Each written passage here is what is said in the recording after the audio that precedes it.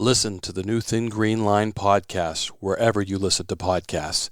Game Wardens John Norris and Wayne Saunders talk about wildlife, the outdoors, law enforcement, environmental subjects mixed with current events and guests that are part of the Thin Green Line. And if you are one of those visual people, like me, for $5 a month, you can see the actual podcast on patreon.com. Just search the Thin Green Line podcast on patreon.com and join us.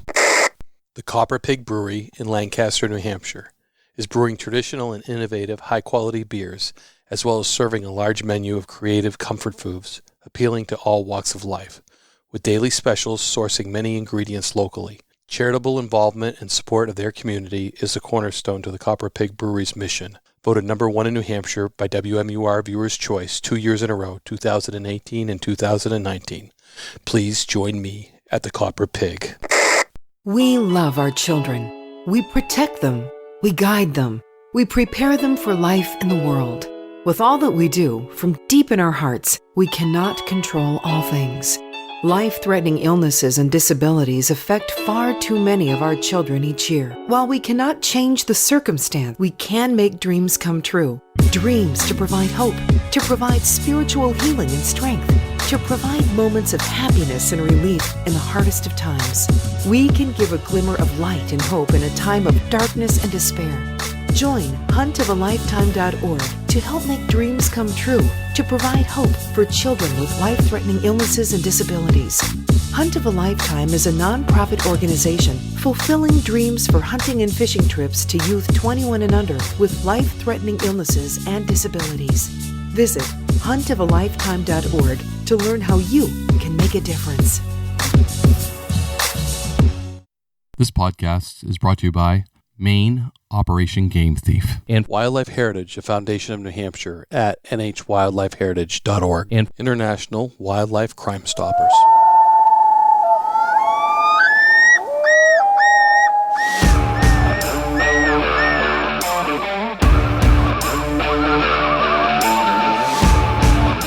Please join me, Game Warden Wayne Saunders, and other Game Wardens on our adventures protecting wildlife, saving lives, and having fun, all while serving the public and the natural resources of our planet.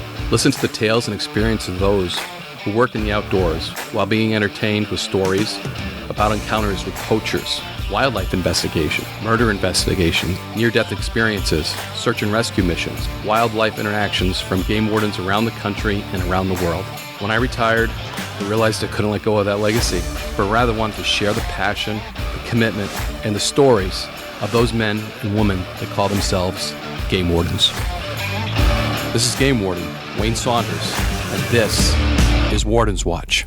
Episode 43, Dennis Amsden, Vermont Game Warden. And I got to start off with an apology right away. Our last podcast, we were going to have John Norris talk about a pretty in-depth case that California ran, but unfortunately, when we had things scheduled, John got called back to duty, so to speak. The fires in California are devastating the area that he was very familiar with. They reached out to him for logistics to help fight the fires. So he dropped everything he was doing, including our podcast, because your priorities are priorities still. When you're called, and when you can lend a hand, you lend a hand. And John's still doing that, and he was helping with logistics back in California to fight these horrific forest fires. And he will be talking about that our next podcast. So we're putting off the case that John had done in California, and we will talk about that the next podcast. So we moved up Dennis Amsden to the number 43 spot here at Warden's Watch. Dennis, Vermont Game Warden, had quite a few stories. As usual, I know you're going to enjoy this one, so thank you.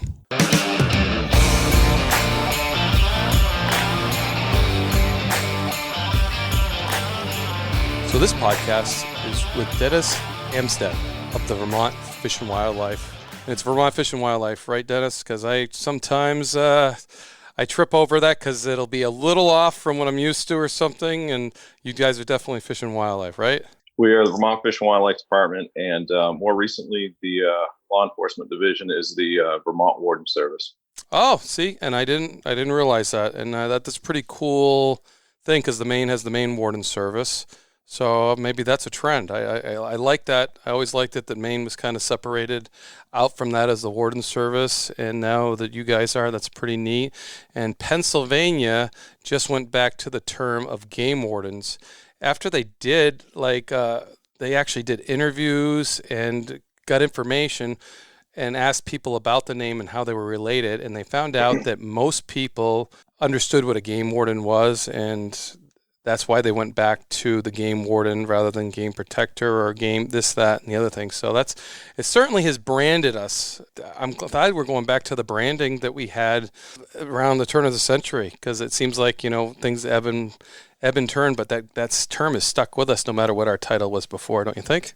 Yeah, I think so. And I think I have seen game wardens or conservation officers or environmental police all over the country typically refer to themselves amongst themselves as game wardens. And I think the public in some states also just have a tendency to default to game warden. And if you're connected to the outdoors, you generally know what a game warden is, no matter what the official title is, whether it's environmental police.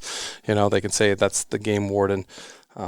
It's just pretty interesting, and I like to look at branding because being involved with Operation Game Thief and things like that, I often think that Operation Game Thief is probably an old term that should be turned into Wildlife Crime Stoppers with the state after it, and I kind of preach that, and it's just because of the branding and that people aren't connecting to Operation Game Thief. I had a friend in Arizona that was involved with Operation Game Thief, and he actually did a little survey on his own when he went to these schools to talk about Operation Game Thief. He asked the kids what they thought Operation Game Thief was. And what do you think they said? Game wardens.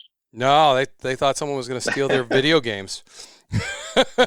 Oh, of course. I'm giving a little credit. Yeah, no, that's understandable. But no, they thought Operation Game Thief was something about stealing their games, and that's how they're connected right now. So unless you are connected to the outdoors, you don't understand that branding. So people hear me say that all the time because I think things should be changing gravelly. But you know how much it takes to change all your branding and stuff? It's astronomical when you come into dollars and cents when an agency wants to rebrand. Instead of being the Fish and Game Department, Fish and Wildlife Department, we did a cost estimate way back when we were thinking about that. And it takes a hit on an agency that's generally strapped for money. Yeah, especially in these times. Exactly. Yeah, we're going to see definitely some strapping as far as money goes and innovations go. Unfortunately, we're going to have to stick to the basics. It's kind of neat to talk to you today, Dennis, because you turned in your equipment today after a 20-year career as a game warden. Yeah. A bittersweet moment for sure. I was asked what it feels like now to have the equipment turned in. I'm not officially retired until Saturday. It's a little bit like it's definitely bittersweet. It's sad, but it is happy and exciting. Looking forward to the next phase in life. It's like a little bit of a weight is lifted off my shoulders. I've been using up some leave, so I haven't had the responsibilities that I've had over the last month or two. But it's definitely changing. It's a weird feeling to not be a game warden. It's so much more of a lifestyle than a job. Yeah, and once a game warden, always a game warden, Dennis. I'm sorry. Or like the Marines. It's going to take some adjustment. Oh, when you say that weight lifted, I totally understand that responsibility that goes day in and day out, and especially as you climb the ladder and end up as a lieutenant where your responsibilities gain that much more and you think more about your guys, you think more about your missions, you think more about the general public and their well-being. Yeah, it's definitely, it's a weight. It weighs heavy. It's a big responsibility, especially being a supervisor. Yeah, so it is a weight lifted off you. So, and thank you so much for your service, for what you did. It's just, it's a job. We had a game warden who's Pat Sense. His quote is, if God knew what a good job being a game warden would be, he would have kept it for himself. Yeah, well, I've been blessed. It's very, very fortunate to have had the career and had the opportunity. And it's really due to other game wardens and family and the public. They're all the ones that really contribute to a successful game warden career. Couldn't have said it better. Let's go back to the beginning, Dennis. I mean, did you grow up? Did you have a mentor? What gave you the connection? What gave you the desire to do what you did? I grew up in a family that wasn't a huge sporting family. I had an older brother who was a pretty avid fly fisherman, but my parents were a lot older. My mother was 48 and my dad was almost 52 when I was born. And they had 4 kids and were done with that. And 17 years after the last one, my mother had me. So I was a pretty big surprise. But my parents, again, they were quite a bit older. So my brothers and sisters were a little bit more like aunts and uncles in our relationships. And my dad and my mom's family, they hunted and fished in the early days, but it didn't have much to do with recreation or sporting. And that's how they fed themselves. My mother's family were Italian immigrants, and her brothers did a lot of coon hunting down in the Bethel area. Seasons and bag limits never really came into play for them. They not only sold the hides, but they ate them as well. The first I ever heard of a game warden was from my mother. Apparently one had shown up at her home when she was a kid, questioning her brothers about some reports he had about people coon hunting in the summer. And of course, they didn't know anything about it. And when he left, they all started laughing. And her dad asked what was so funny. They used to soak their coon meat in water in milk cans, the old milk cans. And they would hang them in the rafters of the porch. And apparently if the game warden, this was common, so anybody that saw that would know what it was.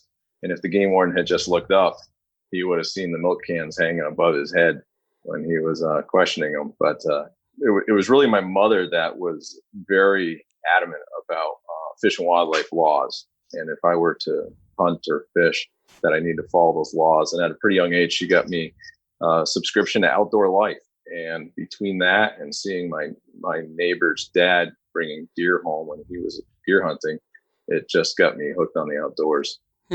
So you started off hunting and fishing at a young age, experimenting with that, or?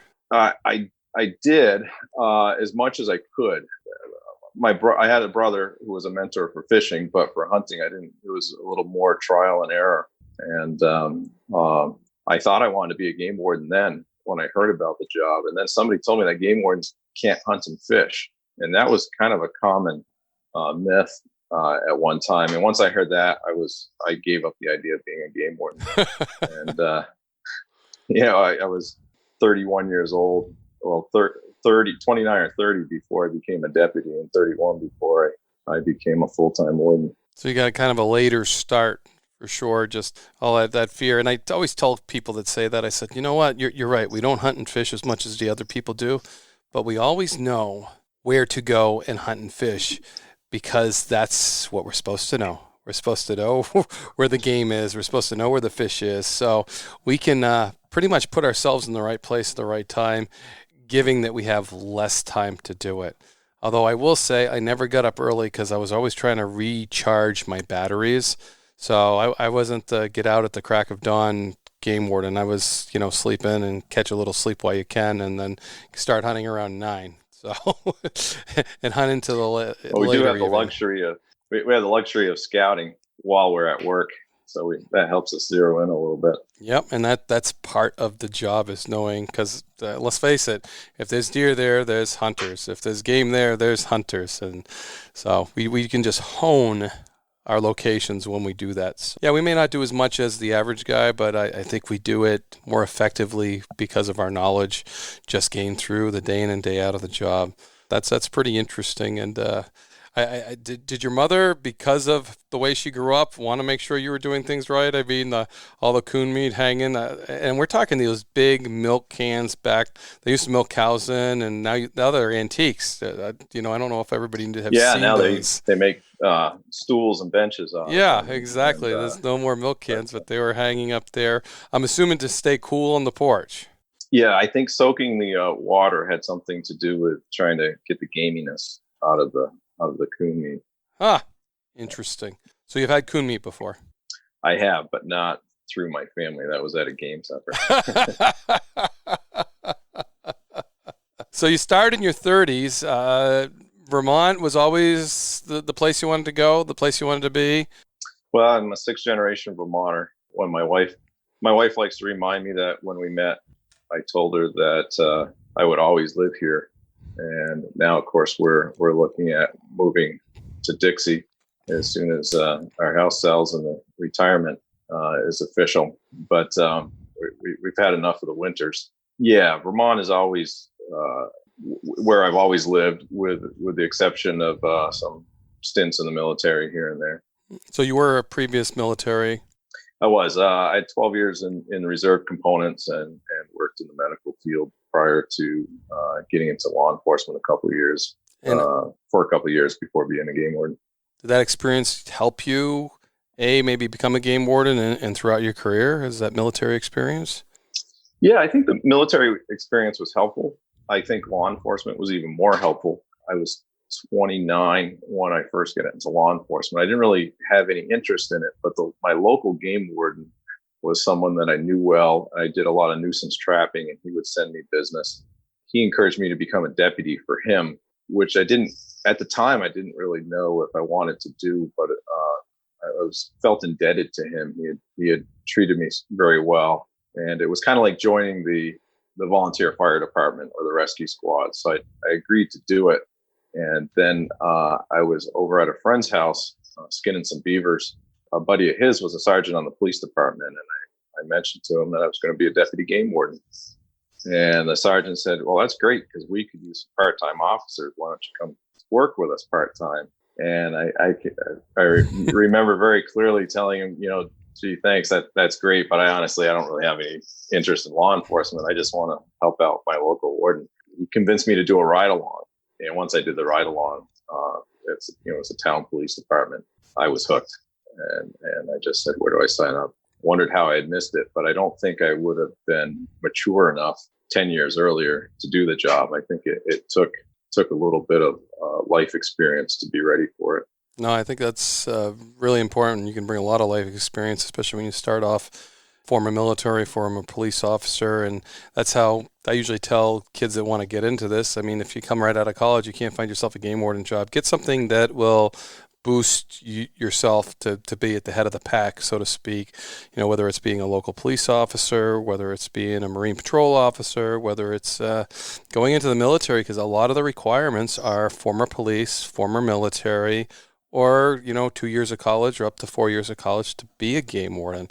So to bring all those life skills to it, and I think you hit the nail on the head. Maturity is really important. And I remember when I came on, they like to hire guys 25 or older because of the maturity level. But now I think we're just looking for, decent candidates. I think that's gone out of the window. We don't have the luxury of waiting for that maturity on a lot of cases.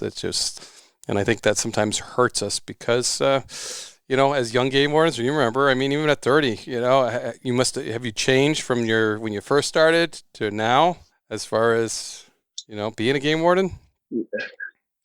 Oh, absolutely. I would get myself into trouble over my own enthusiasm. I totally understand.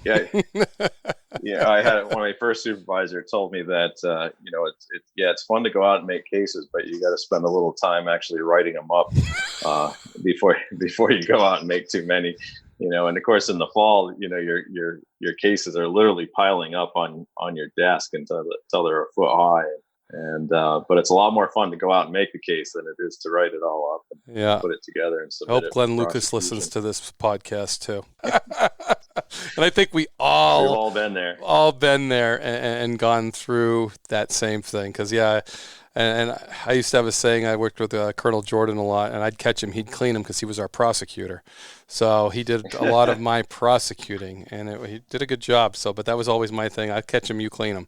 So, nobody becomes a game warden to do paperwork. Oh no, you are absolutely right. That's the one thing we don't talk about a lot on the Wardens Watch podcast is all the time and effort that we put into the paperwork. But I will say the game wardens are very detail orientated, and when a case goes to court, I always got comments on the quality of the case, the details of the case, and we just take it so seriously. Wildlife crime. I think it's part of who we are and how we take it seriously, and then to present it to the general public, to present it to a court, is so important for us, don't you think? Yeah, I think attention to detail is one of the most important aspects of doing the job successfully, and it doesn't take much or more than one time for a defense attorney to pick apart a case or to find something that you could have done better, to really hammer that lesson home. And we hate losing. We don't like to lose. Don't like to lose.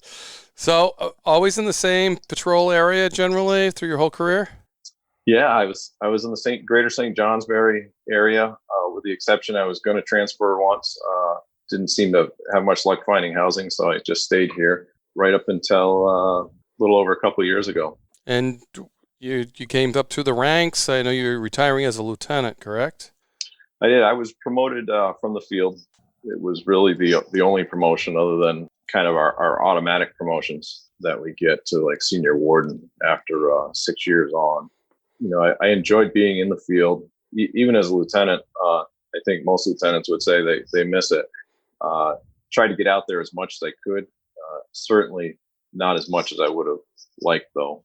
More so in the fall, but it was a lot of fun becoming a lieutenant too, because you have a completely different view of what's going on, and you have this bird's eye view of warden work that you only saw in a different way from the field. You talk to neighboring wardens and you hear about stories, but as a supervisor, you get to see all the work. That's a real treat, because wardens, they work hard and they want to make cases, and then you get to see it all. Yeah. So if you like good warden work, it can be a lot of fun being a supervisor. Yeah, and I always found I got into some of the best cases because, they needed help. I was always handy to help and go up and do that. So I was very into working on those cases, and you could move around to different officers as they're doing different things. And it seemed like you got a lot more action, not just your action, you had everybody else's action. And it was kind of fun. And working with, doing search warrants and stuff like that. It was just, it was kind of neat. I enjoyed being lieutenant as well. One of the first memorable cases you have? Probably the first one involved a longtime poacher who had been in the district before I got here. I didn't know much about him. I got a report that he was keeping a fawn. It was in July, right about this time of year, mid-July. And I got a report that he was keeping a fawn in a swimming pool. And he hadn't been on my radar because I was pretty new. I'm assuming the swimming pool was empty. It was just the metal wall without a liner, an above ground pool. It did have a tree planted in there for shade, but that led to a search warrant at the house. On the search warrant, we requested photos and video because the complainant said that he had pictures and video of this fawn, as well as other fish and wildlife offenses. But the fawn was the nexus for the video evidence. So we went in and we did the search warrant. The fawn wasn't there, but there was obviously a fawn spending time there. We seized a great deal of, at that time, that was back around 2003, videotape evidence, compact videotape evidence. And once we started looking at them that afternoon, we just realized that we had hit a treasure trove of poaching. And it took about a month of reviewing video. Dave Gregory, who of course was a huge part of this case as well. The challenges were figuring out if the video was credible, because all his video had time and date stamps. And of course, many of us with our cameras, when we first had them, the time and date stamps, most of us never worried about that. Never changed. This guy was meticulous. But we had to show that it was correct. So mixed in with all the video were family events like birthdays, car accidents he had driven through, holidays. Sometimes he would pan across a clock in the kitchen. So we had to document all of that to show that these time and date stamps were credible, because if we were going to prove a crime, we had to prove where it happened and when it happened. Many of the crimes went back well beyond the statute of limitations. After a month of reviewing and documenting, we were able to show that we were able to charge him with, I believe it was 16 counts that were still within the statute of limitations. And it was every kind of wildlife crime you can imagine. It was shooting bears over bait, deer, waterfowl, possessing live wild animals, trapping out of season. And almost all of it involved children. This guy took his kids and involved them. His 5 or 6 year old son was shot a grouse in the backyard in the month of May. And it was very involved. He ended up pleading out to the case. We seized and forfeited a great deal of taxidermy. We ended up doing six and then an additional warrant all at once. So we had wardens come in from all over the state, and with about a half a dozen different defendants that were on the videotapes. It was, for a young warden, it was a pretty big case. I mean, it'd be a big case for me now. It took a lot of effort, but I had really good, experienced wardens around me that were guiding me through the process. This guy ended up being coming back. We ended up seeing him again in 2010, and again the fall before I was promoted. He and his sons shot my decoy at night. But so I don't know what the next warden will have in store with him. We said that he has the K chromosome for killing, because none of it seems to be about hunting. He has a big meat pole that he hangs right out in front of, right by the road, and whatever gets killed hangs there. It might be a fox hanging until it rots, but yeah. So that was my big case, and to start out, and probably my most memorable at the time. Yeah, because that takes a lot of coordination when you're bringing all those wardens in, executing those warrants, different people going different places, different officers. Yeah, that's a pretty intense. And you know what I like that you brought up is the experienced wardens helping you with the warrants and everything like that, because that's something we got to pass on. We gotta teach them how to do that, walk them through that, so they can do the next generation. As you know, I hate to say it, you retiring at 20 years, I hope you passed on as much as you could, because, geez, some of those guys that I had 30 years on that were passing that stuff on to me. And I think we're seeing younger retirements from a lot of officers, that I'm just hoping that we're keeping that and passing it on, teaching those guys how to go about it, how to do it, because it's been very successful, as well as changing up things. Because I love new guys. I love when I bring a new guy in. I kind of like to see what he can do, because he looks at things differently than I do. And I've seen a lot of younger officers, probably like yourself, the Fawn case, look at it in a different way and be successful with guys I haven't caught in a very long time, because they went at it a different way. And I find that fascinating, that, hey, you got a call for a fawn, and you just didn't walk over to the guy's house and say, hey, I heard you got a fawn. No, you did your research, you did all that, you did all the basics, you got the warrant, and it just led you to so much more. And that's so important for young game wardens to learn, not to get the quick thing, but to maybe look at the overall case and what can be harvested out of a simple search warrant. Because every search warrant we do, man, we uncover drugs, we uncover felons in possession, we uncover, it's just amazing when you go into somebody's house looking for pictures and looking for other things, what you uncover. I always incorporated local and state police because of those types of things that generally you found looking for wildlife or evidence of a crime in wildlife. And they just overlap, don't you think, Dennis? Oh, absolutely. It used to be that it was very rare that we did a search warrant and didn't find drugs. It seems like that became a little less so, and maybe it was the demographic of the poacher has changed a little bit over time. I had one case in Waterford, which is, of course, borders New Hampshire, where a father and son and a friend shot my decoy at night, and then we ended up in a pursuit into New Hampshire. And Greg Jellison, I think, was, as I recall, was the first warden conservation officer there. And that led to a search warrant back at the house the next night. and where we got 5.5 pounds of processed marijuana. And of course, the guy said, "Well, that's not my marijuana." And I said, "Well, sure, it's not your marijuana." Hear that all the time. He says, "No, it really isn't my marijuana, and it belongs to so and so." And we got the drug task force and the state police involved. Set up kind of a sting operation for him to call. We got a wire warrant. He called his friend and said, "Hey, my sister-in-law found your marijuana, and you need to come get it," because she said she's going to call the cops if you don't get it out of here. So we had to bring the marijuana, which was in a garbage bag. It was a fairly large bag, and we had to bring it in for the pickup, so to speak. And we were pretty excited because wardens don't do a lot of this. But we got there, and my job was to bring the marijuana, and I had ridden with a different warden. And we got to the house, the call was made, and they said, "Okay, get the marijuana, put it in the old junk vehicle." And I said, "Uh-oh, I forgot the marijuana. It's back in the other truck down in town." And the call had been made. The guy lived about 3 minutes away. Three of us, Dave Gregory and I and another warden, were on our hands and knees, pulling up grass from the field and shoving it in a garbage bag to try to get about 5 pounds worth and tie it up in a big knot. So this guy, all we needed him to do was grab the bag. Came and grabbed the bag, and we jumped on him, and it was a lot of fun. Yeah, out of the ordinary for us, but I almost blew that one. Yeah, and you improvised. That's great. You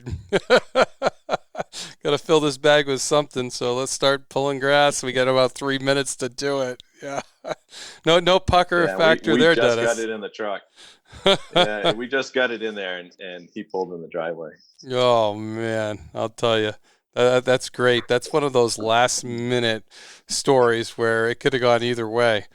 But good thinking on your guys' part to improvise. And I tried not to tell those stories of things like, I left a decoy out once overnight. I had to go back and get it the next day. It was time to run it again, and the lieutenant and had the whole thing planned, and I went out to get the decoy. It wasn't there. And it was a late night, and I had put it down, and guess what? I drove away with it and never even thought about it because I put it down, so it was in the woods hidden. But I don't know what. It was 3 a.m. and I was tired. I went home, I crashed, and I left the decoy in the woods. And then the pucker factor, when you go back out to your cruiser and you look and you think that decoy's there and it's not, and then you're like, okay, now where would that be? And I'm like, are you kidding me? Would I have done that? And sure enough, I did that. Oh, it's you forgot the drugs. I forgot the decoy. It happens, and I think it just proves that we're human, and that some things they've always worked out pretty well for me. I can't think of a case that went sour because of something that I forgot to do or didn't do. You got any of those? When I was a trainee once, I was getting toward the end of my training, so I was working our FDO process. Every month you spend in a different part of the state working with a different warden, and I was working this warden's days off, and it was up in the Northwest on Lake Champlain, and I checked a couple of guys fishing underneath the bridge, and they had 2 walleye on a stringer, and I had forgotten the law book. And so with fishing, there's so many different regulations, especially on different bodies of water. And I would always have this book. Back then, it was a small one; it would fit right in your pocket. Mm-hmm.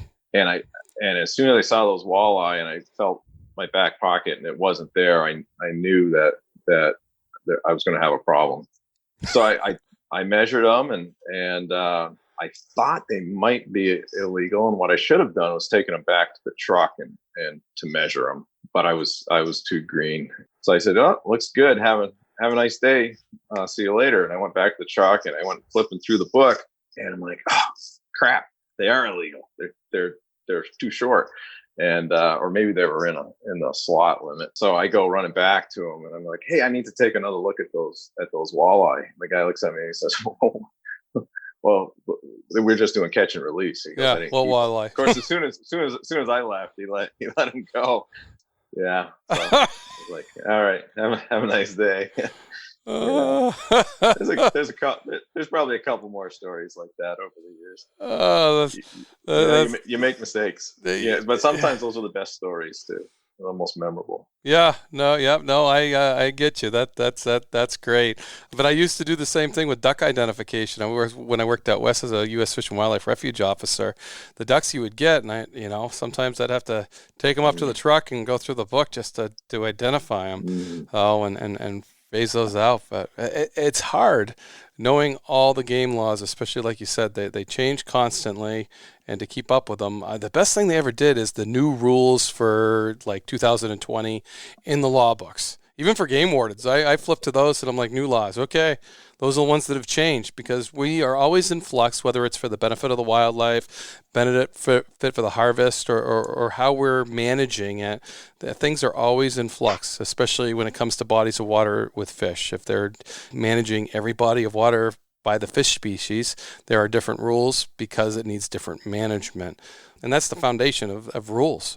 So it's not for us to catch people. It's to actually have a good, healthy populations of wildlife. Criminal cases, we talked about wildlife cases. Any high-profile cases in your career, Dennis? Well, of course, the hunting-related shooting incidents are always high-profile, especially if they're fatal. It's maybe the most important job, task that a warden has in his job are investigating those cases. I think they're never fun.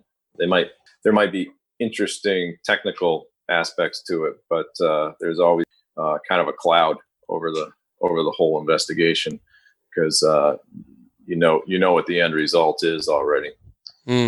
We had a fatal deer hunting incident in Peachum quite a few years ago, where one couple guys were deer hunting together. They came in separate vehicles, but they went and hunted in the evening, and the shooter in the case, there was a large area with some very big fields, and he saw his partner's truck lights go on and saw it start up, and apparently made the assumption that he had walked back to the truck, and the shooter was out late. He was about 5 minutes or so, as I recall, beyond shooting hours. And as he was walking across the field, he saw what he claimed was a coyote. Now, when we recreated the scene, and with the same light at the same time through a 4-power scope, which is what his was on, and it didn't look like a coyote. A man looking straight at you, or turned sideways, actually, from his perspective, looked just like a doe deer, oddly enough. I mean, it looked exactly like, of course, it was all gray, and there was no hunter orange. From about 100 yards, between 99 and 100 yards, he shot his buddy, and he died. A game warden, everybody knows who a game warden is in their area, and the game warden knows many of the people, especially in a rural area like the Northeast Kingdom. You know everybody involved. That kind of investigation, everything is over, all the evidence is there, but the effort and time that you put into that for the family's sake puts a lot of other investigations, makes them look almost minuscule. I mean, that was the investigation kind of was extended out over a year, but the meat of the investigation was over a month, with several wardens recreating the scene. Unfortunately, there was a second round that was fired that we don't know the reason for that. You spend a lot of time looking for that second bullet. We did find one bullet in the field. Those are always high profile and always sad, unfortunately. That the same guy that we charged with the 16 counts, we charged with 26 counts 7 years later, received a report that he and his sons had been hunting during the youth season on property across the road from his house, private property, without permission. And the youth seasons are the only seasons that permission is legally required in Vermont. And so Dave Gregory and I went up there in the evening to see if we knew that they had reported a deer that morning. So we went up there later in the afternoon to see if we could find any blood or any evidence of them having killed a deer there. And it was starting to get toward dusk, and we decided it might be smarter to just stay stationary rather than start walking around an area that they might be hunting in. And we did. And just after dark, we heard an ATV start up a couple hundred yards to the woods, and we could see the lights, hear somebody yelling. Familiar enough with these folks now that could even recognize the voice. And the ATV started up and kind of headed down through the woods toward their house, and then it made a turn on a trail, and it started coming up the hill right toward Dave and I, and we're in these mature open hardwoods with no cover. And so we were scrambling to get off this trail, and there's almost no ground vegetation. And we got about maybe 20 yards off the trail. And fortunately, the land just gradually sloped off. But and there was a little bit. I think Dave had his red wool jacket on. I'm not sure what I was wearing. I don't think I had orange on, but we got as low to the ground as we could. And they were, as they came up the hill, they turned the spotlight on. So the son was riding on back, and he was running the spotlight all through the oaks, looking for deer. And they ran that spotlight right over the top of us. In fact, I remember, because I was looking toward Dave with my head on as close to the ground as I could get it, my cheek right on the ground. And I could see how it made his wool jacket light up. And I thought, there's no way that they're not going to see it. But I guess there was just enough between us and them, and they didn't notice. And we could hear them talking as they drove up through, turned around, and came back down through. And we could see a little bit. It gotten dark by then, but you could see sort of some shapes on the ATV, and it looked like there was something, a big lump of something on back. And when we got out to the trail, found fresh blood in the trail. And so they had a deer on the back of the ATV at the time, and went down to the house. And so that resulted in a search warrant, again, based upon the information 7 years later that this guy records everything. We were able to include that on the search warrant again, and we got a lot of video. And so instead of just dealing with a youth day violation, we charged him with 26 counts, taking deer in close season, you name it, all sorts of violations. And so he hadn't changed his ways at all. We had his son, who I think was 16 maybe at the time, roughly 17 maybe, shooting a bear over bait from the stand. Dad and all three sons would be in the stand, and he'd be filming. Kids drinking beer, from the titty stand. So, it made for a very interesting case. That was relatively high profile, and we had sometimes they don't end up in the court system the way you think they're going to. And at first, everybody is very excited, including the prosecutors, with all the motions. By the time they get drawn out over the course of a year and a half, I think a lot of the people involved are starting to lose their motivation for it. He did plead out, but he pled out to quite a much reduced number of charges. I think it was into the single digits. Yeah. And then we saw him again 3 falls ago. Deputy and I put out a deer. Wasn't even typically, where lots of times wardens are targeting somebody when they put out a deer at night. They've got some intel, they have some information. In this case, we had just helped a hunter in the archery season track down a bear that he had shot. So we helped him. So we were a little late getting out to where we wanted to go, and we're on the opposite side of the district. And I said, let's just put it out in this field. We've had great luck here in the past. We actually had somebody run it over with their vehicle once in this field. It'd been quite a few years, and I figured it had cooled off a little bit. We hadn't worked it, and we weren't there for, half hour, 45 minutes, and a car went by slowly. And they slowed down by the decoy, but they didn't stop. And they went up the road about half a mile, turned around, came back down through. We could tell it was the same car. I thought it was a Chrysler. I thought it was either Dodge or a Chrysler. It turned out to be a Chrysler Sebring convertible. And now it was going quite a bit faster. And it was like 50 degrees out that night. It was cool.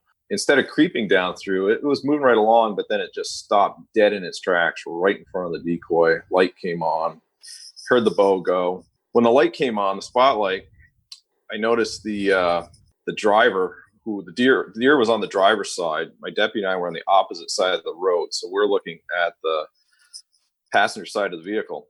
When the light came on, it illuminated the back of the head of the driver, which told me that the front passenger was the one running the spotlight. Well, it became important because they took off. Of course, the deer didn't run, and we took off after them, and it was a short pursuit. It was only about a mile, but it was fast. The road at one point narrowed into a 1-lane covered bridge. I was surprised when they stopped, but as soon as they stopped and the top was down, I looked, and here it was, same guy, and all 3 sons. And his 16-year-old son was driving the car. His son that from previous cases. The oldest was now about 20. He was sitting in the back right seat. 13 or so year old was in the back left seat. So it was certainly a family affair. They had thrown the bow. They had thrown a rangefinder. We found that stuff. Actually, Sergeant Simonowski had a training work with him the next morning. He was able to locate the bow and the rangefinder. We made him walk, of course. We towed the vehicle. And what was interesting was the son would have had to get up to shoot over his brother's head. And right on his seat were two very dusty boot prints, just as perfect as can be. So I think he was either standing or sitting up on the back of the car with his feet on the seat. The best part about it was, of course, we called in the pursuit. Shortly after they stopped, a trooper arrived to back us up, but he came in from the front, the other way on the road. So he parked in front of their car, and he walked up to me and he said, "What's the deal with the Fish and Wildlife emblem?" And I didn't know what he was talking about. He says, "Come here." And he brings me around to the front of their car. They had somewhere gotten their hands on one of our Fish and Wildlife Department magnets, like off a biologist car. It's very similar to the Game Warden emblem, just doesn't say Game Warden. And they'd put that on the front of the car before they went out jacking. Just a little bit of icing on the cake for us. It really went to show their predisposition to poaching, for sure. Yeah, and that was probably the first convertible that you ever had to seize due to poaching, huh? Yeah, it was definitely the first convertible, first and only. Yeah, we're talking, October, November with a convertible down? October. Yeah, October. It was about 50 degrees. It was chilly that night. But they were out to kill a deer. They had a bloody arrow in the car with them. But, yeah. So that was sweet. That was my last fall. I wasn't sure if we'd see him again, but I you catch word about some things that are going on. So he was starting to pop up on the radar again, and I wasn't completely surprised that it was him. Was pleased that was my last interaction with him. This family followed you through your whole career. Yeah. They seem to think I was following them. But the reality is, game wardens don't have time to babysit people. But yeah. I swear they must have thought that we were sitting in the bushes across from their house all the time, and they're very terroristic in their ways. They've terrorized neighbors and others, and even me when I would drive by their house. Dad would run in and grab an AK-47 and run out and empty out his 30-round magazine to try and intimidate me every time I'd drive by, or he would film once he had a cell phone with a camera on it. If he saw you in public or driving by a swimming hole, he would have the camera out in front and be sure to say something, very friendly, like, "How you doing? How's it going, Dennis?" Or if I had a training with him, "Hey fellas, how's it going?" But behind the camera, he'd be giving what my deputy called the California howdy, so he'd be flipping us the bird as he's recording what would appear to be a nice conversation. So, you don't know how that kind of brain works, but like it was never about hunting for him. It was always about killing and showing off his kills in front of his house. And I don't know why they couldn't do it legally. Yeah. Yeah. But that's the reason we're out there. Families just like that. And it sounds like he's training future poachers. So I think the next generation of game warden, your replacement, is going to be dealing with the same type of things with the same family. And it's interesting that's because that was handed on years and years and years ago. And I think we're getting less of poaching handed down. But that was traditionally how poachers, we had whole families that were renowned poachers in the Northeast, and I'm sure everywhere, because it was a family tradition, and the patriarchs taught the younger ones coming up, and these poaching families developed and continued on and be multiplied, and but I think in today's society they're actually reducing because they're not engaging as much. Although I think there's some out there that are training themselves to be poachers as well. I think so, and I think it makes sense that it would follow with the lack of or the reduced interest in hunting. There's fewer and fewer hunters, and you're going to have fewer and fewer poachers. But definitely, a familial thing. I can think of a family on your side of the river that frequented our side quite a bit. And for them, it was a familial thing. They actually have a close relative in law enforcement now. And I think that may have, that relationship might have helped to temper their activity, hopefully. Yeah. And sometimes that does, my uncles weren't beyond reproach. And I remember one uncle saying that, I would never embarrass you, Wayne, by doing that anymore. And so I guess in that aspect, that's kind of good. Some of that good influence comes from that. But the stories when they were younger are many, whether it was, collecting salmon or, hunting on posted property and things like that, right down to night hunting. I've some of it's in our roots as well. And to hear those stories growing up as a kid, it just kind of cracks me up. I got a great story about my Uncle Warren, who came to respect game wardens a whole lot. And he had a lot of respect for game wardens, even when he was poaching, because he was on the first name basis with the local game warden. So, but I think he still had respect for him, which was pretty good. And then when I became a game warden, even more so, he was very proud. I'd call him, he kind of cheated. More so when he was younger than when he was older. But, those good influences can make a difference. You know what, I like what you said, Dennis, that we know our community. Game wardens are the ultimate community policing. So, and I guess in this day and age, I want to drive that home so much on these podcasts and I didn't get it as a young game warden because I was out to catch poachers, and my lieutenant wanted me to build a rapport with my community. He always wanted for me to know my local store owners, know my local farmers, stop in, have a cup of coffee. And I kept thinking, I don't have time for that because I'm a game warden. I got to go catch some poachers. But what he was doing is instilling that. And I got more information out of those people that I became friends with than I ever did from Operation Game Thief, because I developed my own Operation Game Thief. And that's what he wanted. He wanted me to become a part of the community and then have those questions when people called. And I think game wardens are the ultimate community policing. Don't you think? Yeah, and I think just due to the nature of the activities that we police, and the fact that most game wardens are outdoors folks to begin with, you can relate even with the offenders. The fellow I was just talking about, in between these episodes, there were times where I've sat down at his neighbor's house having a coffee with him at the table. It's a different kind of relationship than a lot of law enforcement often experiences. The first name basis. I mean, most of these folks don't call you Warden Amsden. It's Dennis. Whether it's good, whether it's bad, you can be in court and they're testifying and they can say, well, Dennis came to our house, and it's a first name basis. You don't see that in a lot of other crimes and in traditional policing, except for in some of the small towns, of course. But there's so few game wardens that everybody knows you by your first name. Absolutely. I think that's a good thing, and I like that, and I think you're right. That I've had coffee at some of the poachers' houses as well, and it's almost like the sheepdog and the coyote type thing. And a lot of those guys, when caught, just pay their fines because they know that you caught them. You got me. So and if you treat them fairly, they know if they're being treated. There are some people that will not be happy no matter what, but most people, when treated fairly, respond a similar manner. Yeah, but I have the respect for the guys that say, "You got me."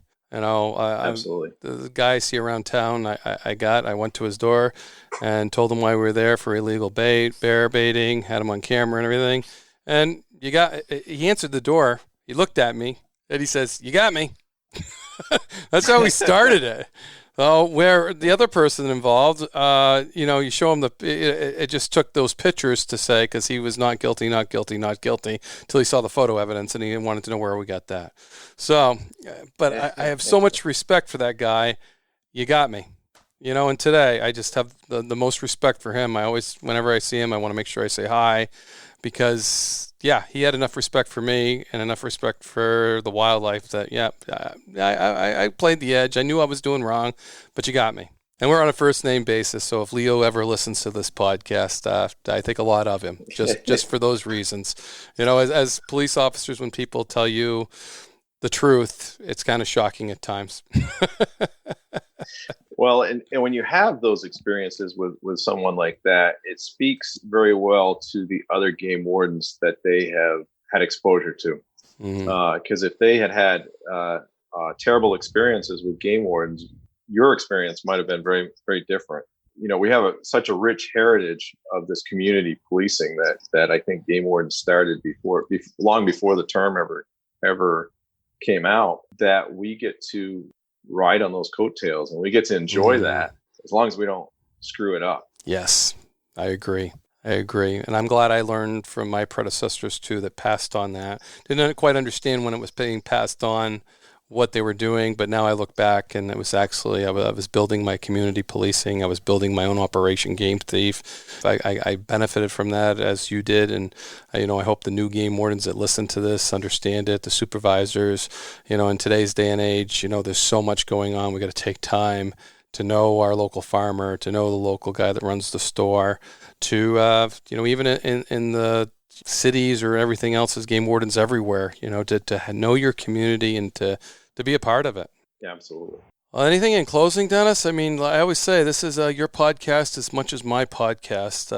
For me, your last day, almost your last day, you turned in your stuff today.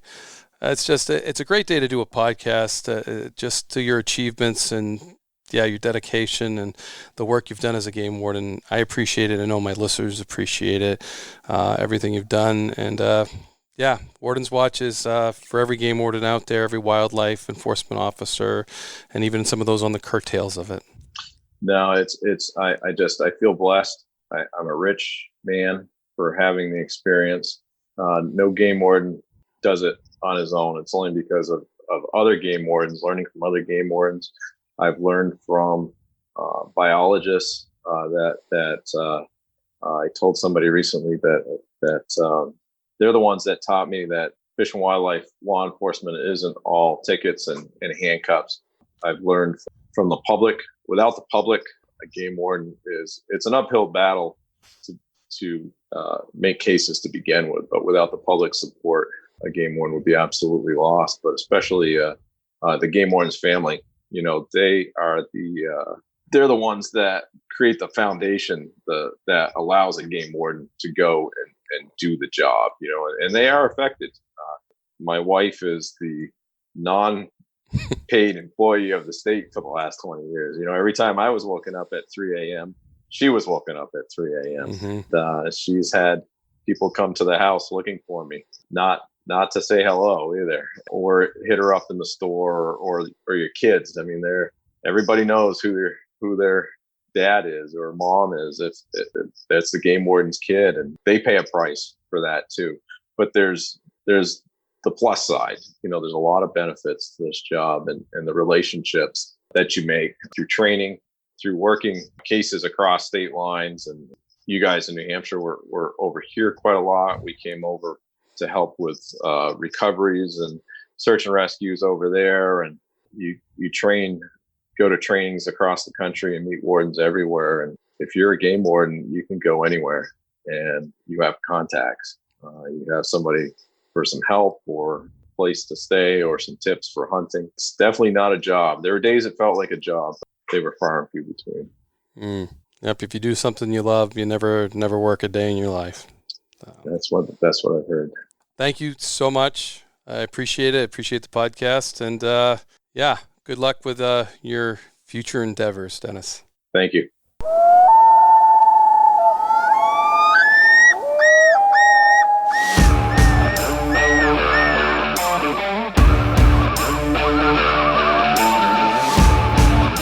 Please join me, Game Warden Wayne Saunders, and other game wardens on our adventures protecting wildlife, saving lives, and having fun, all while serving the public and the natural resources of our planet. Listen to the tales and experiences of those who work in the outdoors while being entertained with stories about encounters with poachers, wildlife investigation, murder investigation, near-death experiences, search and rescue missions, wildlife interactions from game wardens around the country and around the world. When I retired, I realized I couldn't let go of that legacy, but rather wanted to share the passion, the commitment, and the stories of those men and women that call themselves Game Wardens. This is Game Warden Wayne Saunders, and this is Warden's Watch.